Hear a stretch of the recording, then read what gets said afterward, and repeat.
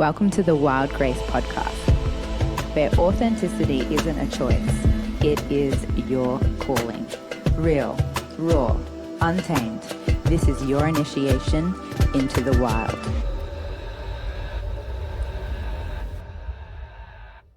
Hello, and welcome to the Wild Grace podcast.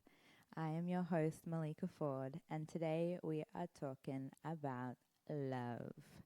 Sweet love. And the reason why we're talking about love is because I'm going through a breakup right now, and at the same time as this breakup, I'm also rising in love with someone else. And the way that I'm breaking up and the way that I'm rising in love just has all of these insane juxtapositionings and beautiful insights on what the fuck love is. And a few years ago, I said to myself, I want to master the art of loving. And there's one thing that is pretty hilarious when you ask to master something. What generally happens is the universe provides you ways so that you can integrate, so that you can learn what you've asked for. And so the last 3 years, I have been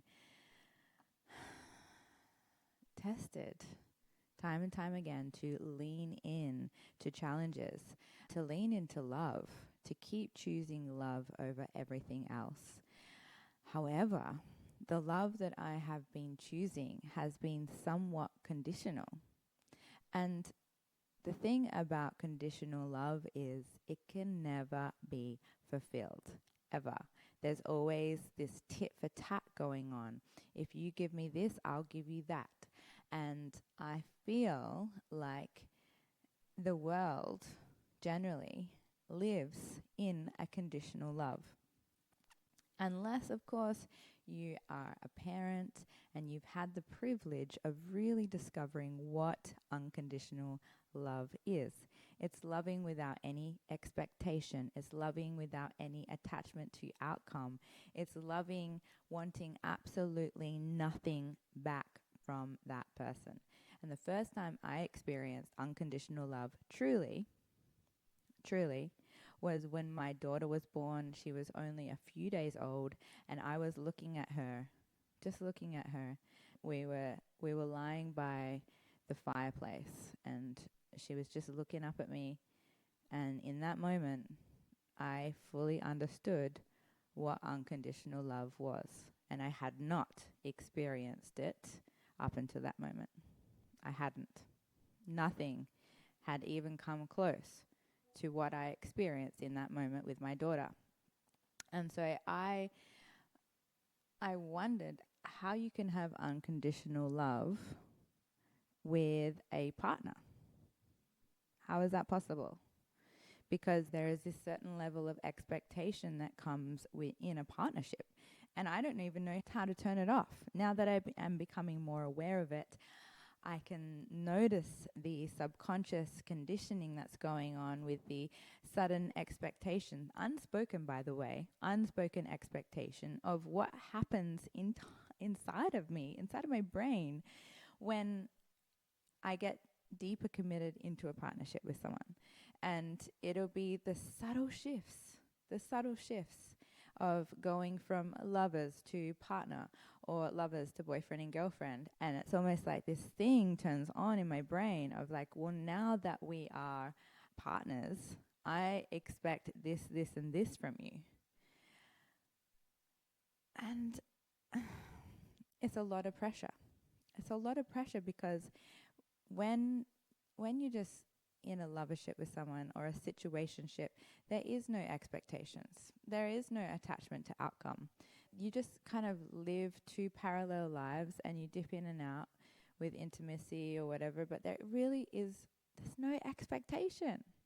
You're free from all expectation. And then suddenly you move in together or you get married or you get engaged or whatever it might be. But then suddenly with that engagement, with that commitment comes all of these expectations. suddenly that dynamic changes, and subconsciously you bring in all of your social or family conditioning into the relationship. And what I want to know is that if we are meant to be loving our partners with unconditional love, if we're truly meant to be loving our friends, family, and partners with unconditional love, then where the fuck do all of these conditions fit into those? Where does all these expectations fit into those? Because the way that I see it, and the way that I'm becoming aware of it, is these expectations only disappoint me, and they build tension into the relationship. Now, I'm not saying that you should lower your standards. I'm not saying that at all. I'm saying that there is a way to keep your standards high and your expectations low. And so if you are in a partnership and your standards are high and your expectations are low, you want to hope that that person will meet you there. But if they don't, there's no disappointment. And you get to love them unconditionally where they are in that moment. I know so many women, and I have been guilty of this myself, of falling in love or rising in love with someone's potential, their potential. They do not see them for where they are right now. They see them for where they could be in the future. Somewhere in the future, if they did X, Y, and Z, they would be the perfect partner.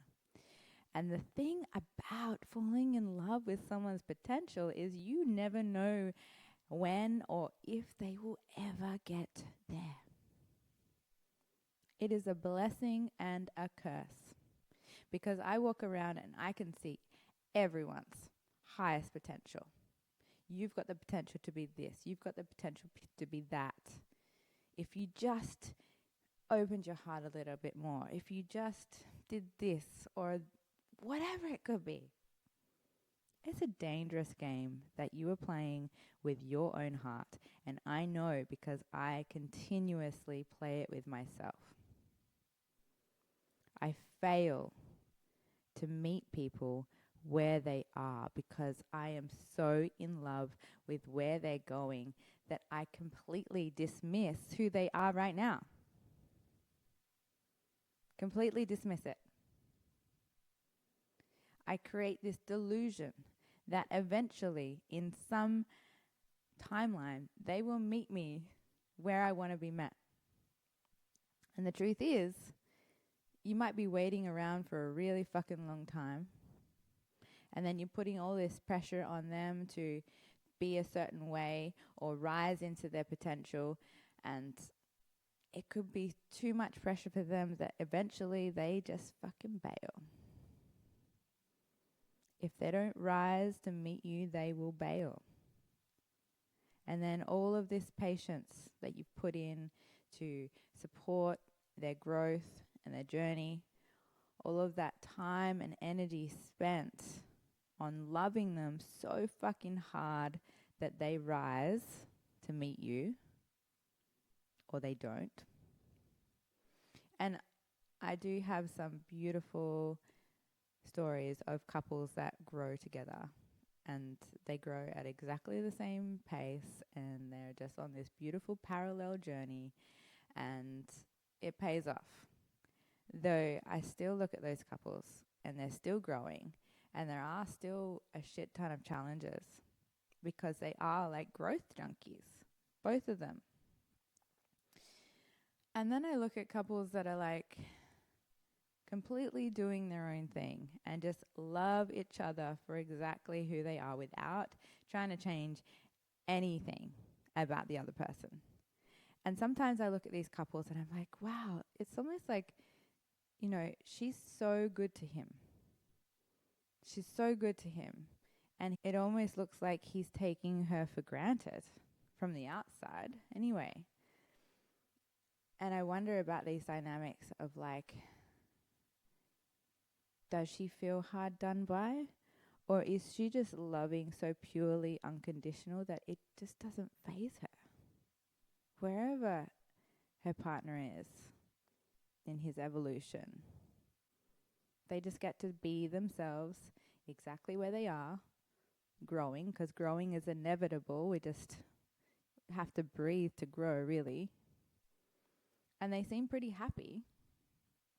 Though I look at these dynamics and I'm like, there's like got to be a little bit of denial going on here. You know, rose-colored glasses, like, it's okay. And it really makes me wonder. And I definitely have not mastered love yet.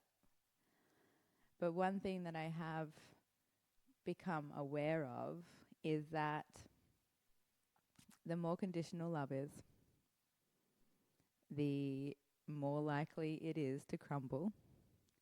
And the less conditions, the better. I have recently met someone who has absolutely nothing. Nothing but their knowing of self. They know themselves. They know themselves. They know how to emotionally be present. They've got really strong boundaries around processing. They're ambitious. And they have little to nothing externally. But they have a shit ton of wealth just by knowing themselves. And this is where love can get sticky, right?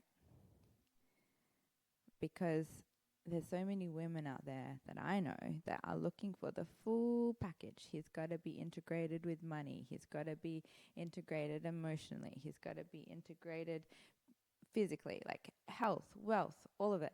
They want everything. They want everything. And I'm like, the more emotionally intelligent a man is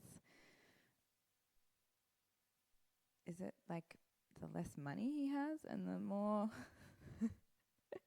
and I don't know if this is any correlation, but the richer the guy is, the less emotionally intelligent they are. I've also noticed the correlation with, that's probably not a correlation. I was going to mention like money and dick size. I'm still yet to find a rich guy out there with a massive dick. If you know of one, give me a call. Anyway, where was I? Yeah, so I feel like we're always looking for someone that is completely integrated, holistically, has everything. And we're always in flux, right? Depending on where we are in our lives, we're always in flux. Like we might be mastering one thing at one time, but then, maybe we've let this go a little bit over here. We might be excelling in our business, but then we're lacking in our family life, or we're really in our family life, but we've now not so good at being social with our friends. And I just feel like we're in this constant flux. And to have it all full all at once, I was like, does anyone have that energy? Because I certainly do not. I mean, maybe if you're a generator, you have enough energy for all of that, but only if it's lighting you up. Otherwise, eventually it will drain you. And so this love that we've grown up to believe in, this romanticized Disney generation love where the woman is out there just waiting for the man to find her, and then they live happily ever after. And that is a fucking lie. It's a lie. It's a lie that we are all, on some level, if you were born anywhere from the 70s up until the 90s, maybe even beyond, there is this like Hollywood love that we have been programmed to believe in, and it fucking infuriates me because I have been a victim of that. Delusional. And I wish it was true. I really wish it was true. But it's not. It's really not. Like, we are humans living an experience. We're souls living an experience as a human, however you want to put it. And humans are messy. We're emotional creatures, or maybe we're not even in tune with our emotions and we're completely emotionless. Either way, we all have our challenges, we all have our ups and downs. If you are just solid fucking all the time, like, you must be a robot. And I'm like, would I rather a robot than someone that's up and down all the time? Like, it really also depends on your human design authority as well, which is hilarious in itself. I realize that the most stable people seem to be the ones that have splenic authority. And all of your emotional authorities out there, including me, we have ups and downs. And it's a lot. It's a lot to be on the wave of the emotional roller coaster of life. So, love for me moving forward must be unconditional. It must be unconditional. And I want to be met with that love as well. I want to be loved no matter how I'm showing up, what I look like, what I'm wearing. I want to be loved when I am out of control. And I want to be loved when I am my best self. I want to be loved just in every single form. Because when love is conditional, I don't feel fully accepted for who I am. I feel like only parts of me are lovable and the rest is not welcome. And when you're in a relationship like that, where your partner doesn't want to be around you in all of your forms, in all of your emotions, it feels like you just have to do one thing wrong and it's all over. Or you're avoiding parts of yourself because you know that they're not accepted in the relationship. And then that part, over time, it builds up and it builds up and it builds up. And eventually it implodes. Because you can't hide yourself from your intimate partner. Even if you're trying to hide parts of yourself, the longer it goes on, eventually it's going to come out. It's going to come out. And if you've been hiding these parts of yourself from your intimate partner, and then suddenly you start to show your full colors, well, unfortunately the joke's on you. Because chances are they will be shocked that you've changed and they won't know how to accept you in that. So you must, as hard as it may be, from all of your past trauma where you haven't been accepted for who you are in all of your colors, you must from the very beginning be yourself. Be yourself. I have got a terrible habit of showing up as my best self with my new partners. Consistently showing up in my best self. And I got to tell you, it doesn't last forever. And it's hard because when you are rising in love with someone, like, it's hard not to be your best self. You've got all of those yummy chemicals running through your body. Ugh, I love love so much. I love love. I'm addicted to love. I am addicted to love. Addicted to love. And I just, yeah, I love the love drugs. The love drugs are good. And when you go deeper into love, and those first initial hormones start to wear off, and parts of yourself that they haven't seen before come to the surface, and it's like a test. It's like, oh yeah, hey, this is me too. I can be shit sometimes. I can be really shit sometimes. And it's like, do they love you there? Can they love you there? And you want to think, yes, they can love you there. Because if they can't love you there, it really sucks. It really sucks. And it's also on you as well for hiding parts of yourself for that amount of time. I just know now that when someone really sees you for you, like sees past your physical form into your soul, like actually sees you, actually can acknowledge you for who you are and respect you, it's almost like they're seeing into your soul. That is a different kind of love.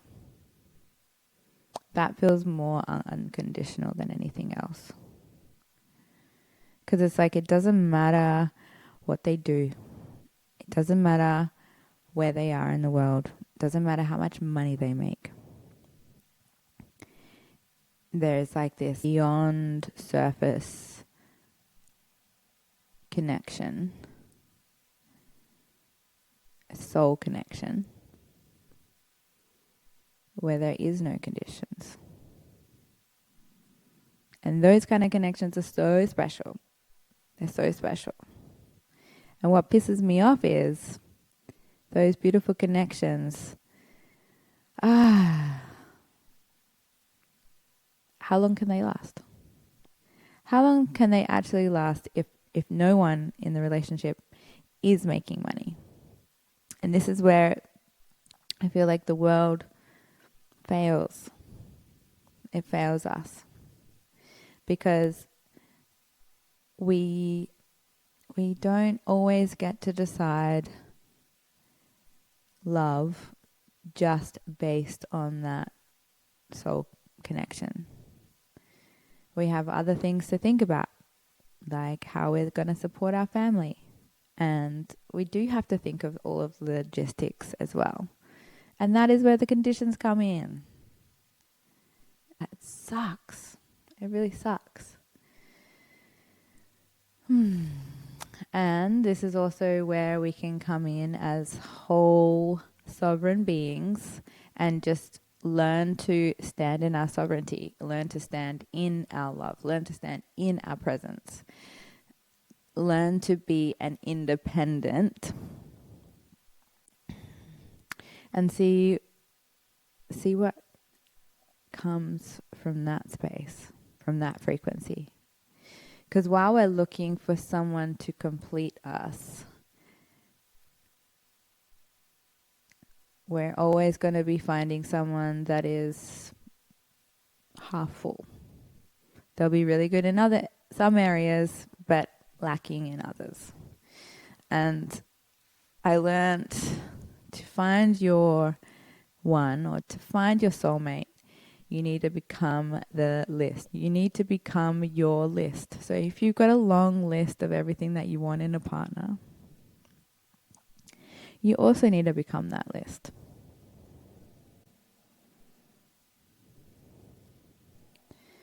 And even as I say that, I'm like, yeah, that is true.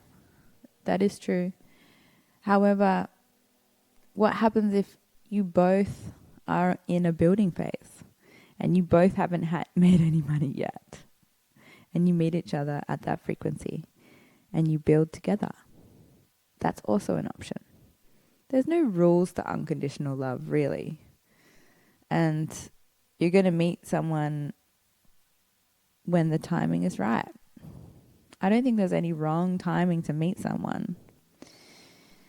I think where we go wrong is we find someone and then we just pour all of our time and attention into that person and we get in our little love bubble. I feel like sometimes that can be dangerous, I guess, because while you're intoxicated with this person. You might not be focusing on your own projects. And that's when the enmeshment can start. However, you can also meet someone, fall madly in love, become enmeshed, and do great things. So again, there's so many variables to this. It's the awareness that is super key. And so I want to ask you, do you love with condition? Do you love with expectation? Do you love without attachment to outcome? In the recent breakup, I have been grieving, not necessarily the relationship itself, but my attachment to the outcome, like all of the visions that I had of us laughing when we're older, like much older. I had just this vision of us being old together. And it's the attachment of that timeline. It's the attachment of that outcome. It's the attachment of all of the things that I was visioning for the future. That is what I'm grieving the most. Because it took so much emotional real estate to create those dreams of the future. And we have chosen another path. And I really do feel like that is one of the things that hurt the most. Is the dreamings, the future dreamings. Because if we were just in the present all the time, we would come to this closure knowing that it was the right decision, and there would be nothing else to process. Because we'd always be present in the now, like what feels good now, what feels good now. And in a way, there's no security in that. It's like, I always seek security in a relationship, even though it's a false sense of security. But making future plans for me is a way to find that security. Without those future plans, I'm like, well, what's going to happen with us? And so I'm already putting this attachment on the future, attachment of what we are becoming, rather than feeling just safe in the now. Safe right now, here, wherever we are, whoever we are, in this moment. Because it actually doesn't matter about the future in this moment. All that matters is now. All that matters is how I'm feeling right now. And if you are seeking for that false sense of security in the future, I ask you what it is about yourself that doesn't feel safe. How can you create more safety in your body right now, in yourself? It's like, actually, I'm so safe, I'm so grounded, I'm so taken care of. And it doesn't matter what happens in the future between me and this other person. All that matters is what's happening right now. And you probably don't want to hear this because, like, some of you want to plan for families. And while planning is great, planning can be absolutely awesome. But it's the attachment to the plans that gets us all choked up. Yeah. So the take homes is, how can you have high standards without expectations? How can you create visions without attachment to the outcome? And how can you love yourself and your intimate relationships unconditionally? Just fucking love them for who they are right now. Full spectrum human. Can you love them here? Can you love them here? Because we are all really little children. We've all got our inner child in there. And so for me, when I'm looking to love someone unconditionally, I look at their inner child, because it's way easier for me in this moment to just love the inner child unconditionally. And hopefully I will get to the stage where, I'm loving the rest of them too. Their bratty teenage self, their grumpy old man self, whatever it might be. Thank you for listening, and I'll see you next time. Thank you so much for listening. If you like what you heard, like and subscribe. And if you're ready to deepen your connection with the wild, the raw, and the untamed, explore the power of Blue Lotus with Blue Lotus Effect, awakening the mind, body, and spirit. Until next time, stay wild.